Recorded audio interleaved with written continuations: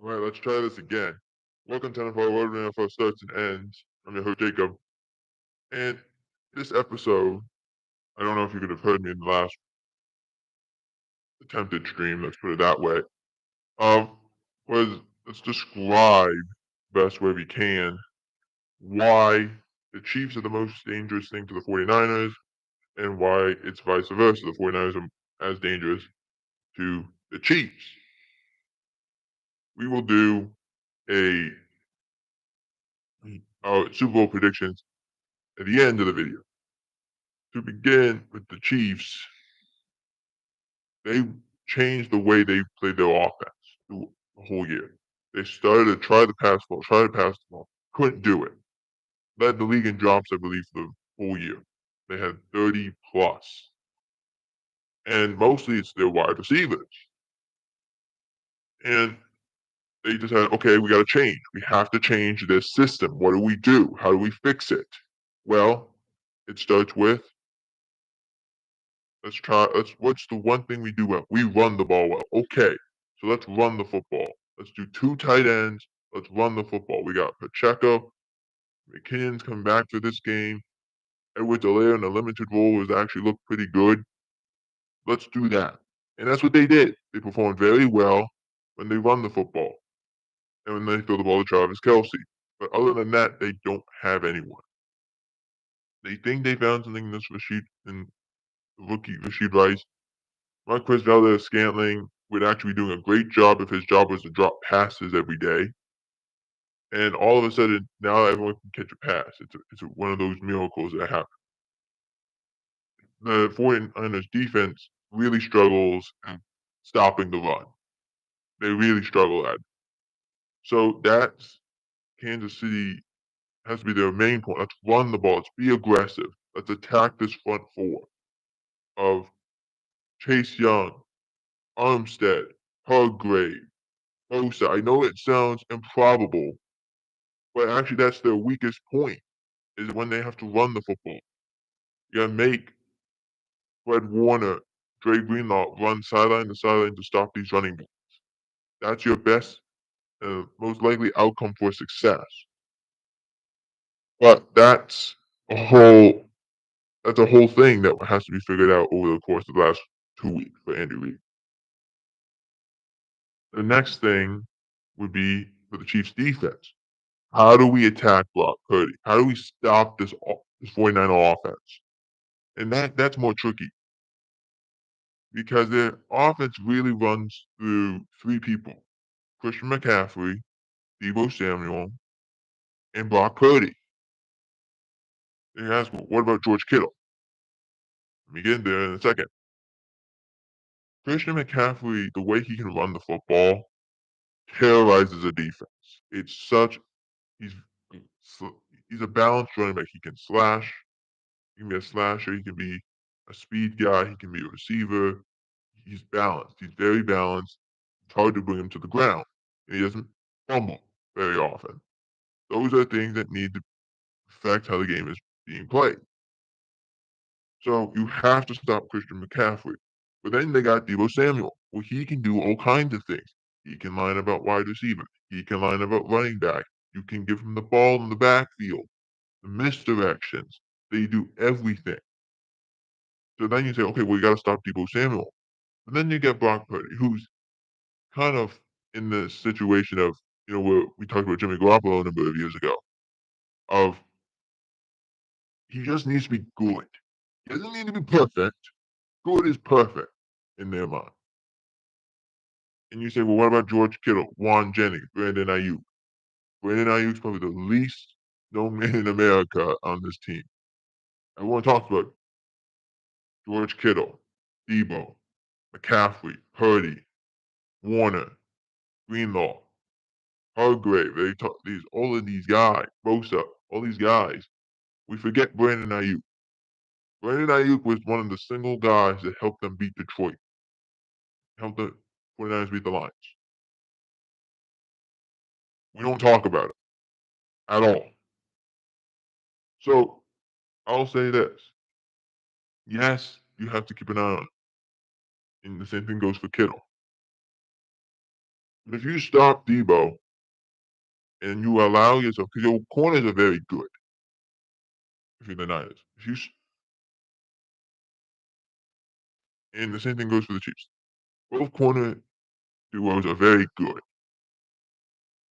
Don't allow Debo to get going. Don't allow Christian to get going. And you should have some success against this 49ers offense. Now, for the flip side, how are the Niners the most dangerous? This one's a little more tricky in various ways. Let's start with the 49er offense. You got to get Debo going. You have to get Debo going. I'm expecting misdirections. I'm expecting they might start Debo in the backfield to start the game.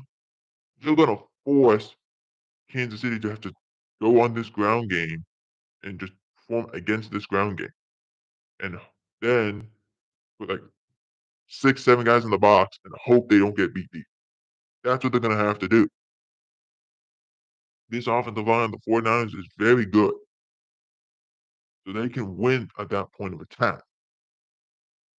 The weakest point of the Chiefs is oddly enough their red zone defense. So you gotta get them to that point. How far can you get there? That's the real question. And with what they have, L'Jarius Sneed leading the crew, that's a whole thing.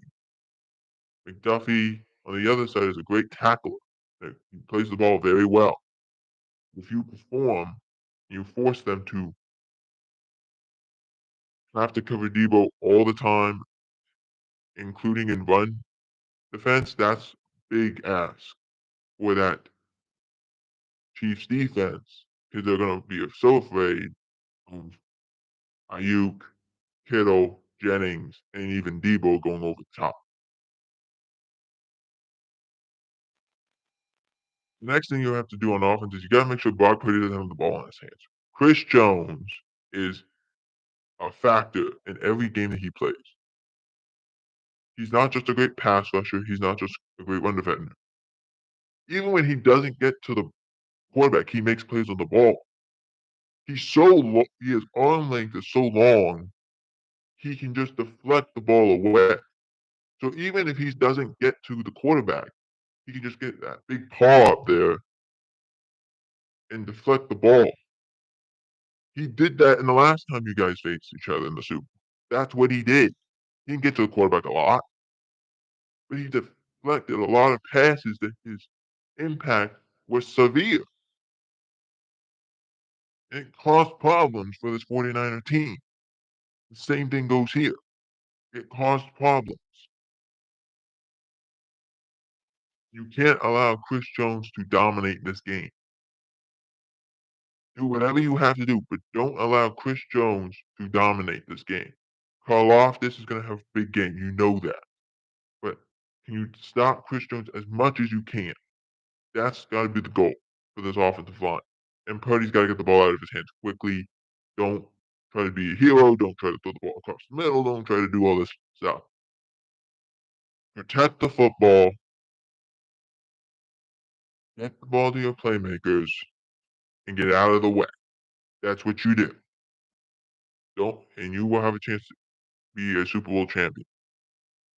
Because this Chiefs defense is very good in coverage. You cannot allow them any attempt at the football.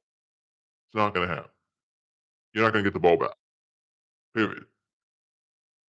Now, for the 49er defense, we talked about the 49ers' weakness is against the run. And I think they found something a little bit late in the game against the Detroit Lions.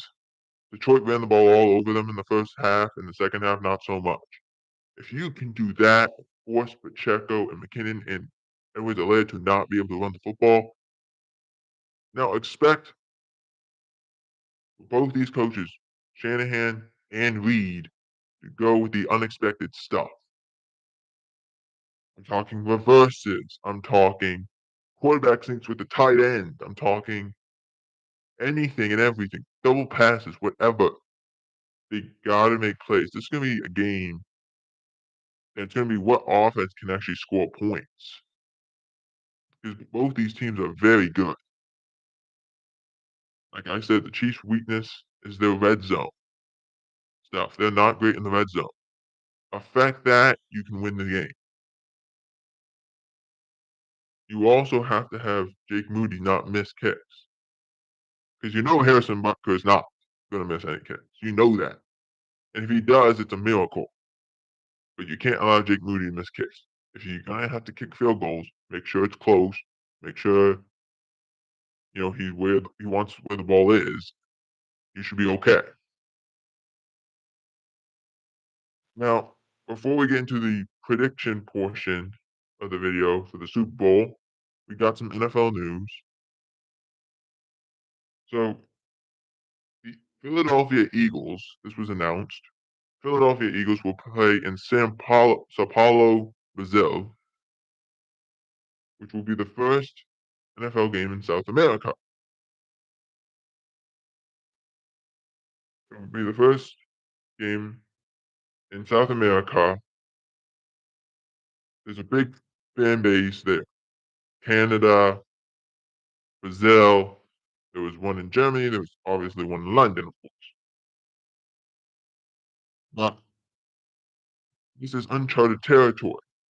And the Philadelphia Eagles, it was announced, will be the home team. Now, what does that mean? It means that the Eagles have to sacrifice a home game in Philadelphia. To which ESPN went and said, well, what about the Cowboys? No, I don't see that. For the one reason you put Dallas and Philadelphia, that's an interesting matchup. You put Philadelphia and Dallas, that's an interesting. But you put Dallas and Brazil against the Eagles, that takes the home field advantage away from them. So I don't think it will be that. I could see the Giants, I could see the Commanders, but I don't see them putting the Cowboys in it. I'm not saying it couldn't happen. I'm just saying it's unlikely to happen because putting that in Brazil, especially this game is going to be on a Friday. Wouldn't you want the Cowboys to play on a Sunday or a Thursday, not a Friday? This just makes sense to me.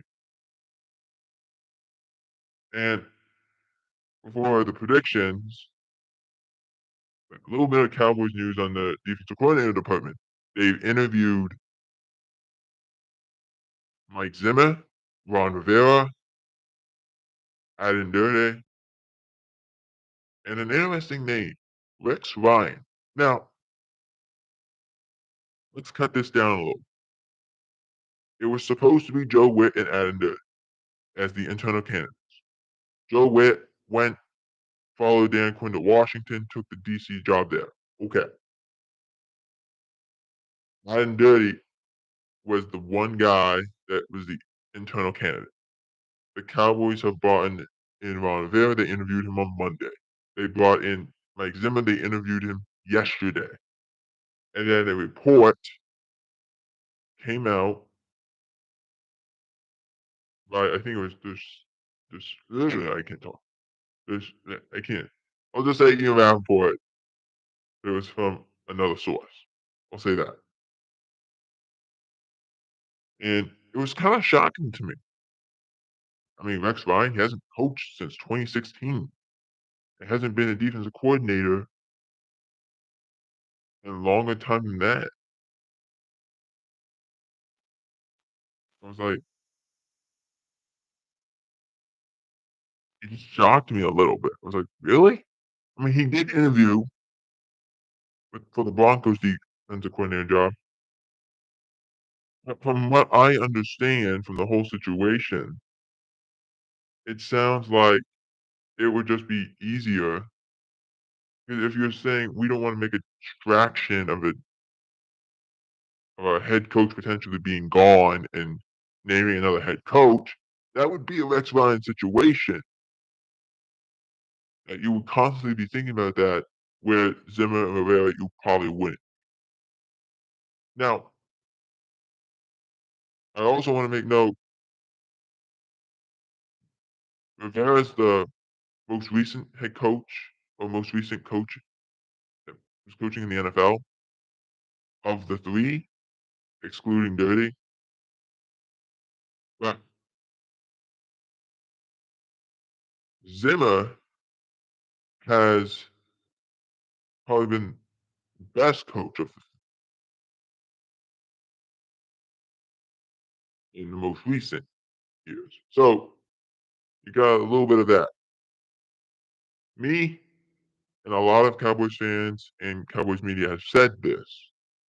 What if the deciding factor of this defensive coordinator job is Jerry Jones, who is heavily involved in this, Stephen Jones is heavily involved in this, but they were with the Dan Quinn hire as well. What if it's they say, okay, tell us your presentation, do the whole thing, and say, and the question is, how do we stop the best teams in the league? How do we stop San Francisco? How do we stop Buffalo? How do we stop Kansas City? How do we stop? Like these are questions that are going to have to be asked. And maybe you go with the best plan. Now, the one that has had the most success of the three is Mike Zimmer. But that changes. He hasn't coached since 2021. The league has changed in 2 years. But Rex Ryan hasn't coached since 2016, hasn't had a top 10 defense since 2010, nearly a decade and a half. Ron Rivera, I mean, that was just a dumpster fire of a defense last year. Now, granted, he didn't have the talent that this team has, but it needs to be seen. So maybe the coach that gets hired, the defensive coordinator that gets hired, is the guy who has the best plan against the San Francisco 49ers. Maybe just something to think. All right, our Super Bowl predictions. I have the Kansas City Chiefs winning. The Kansas City Chiefs are favored by getting +2. I have them winning this game, 17-10, just because I don't know if San Francisco can stop the run game constantly and consistently. I don't think they can. And I think that's going to be the decider. So Mahomes will have 3 rings, and the Chiefs will go back to back for the first time since the 2003 2004 New England Patriots. For NFL World, I'm Jacob Peterman.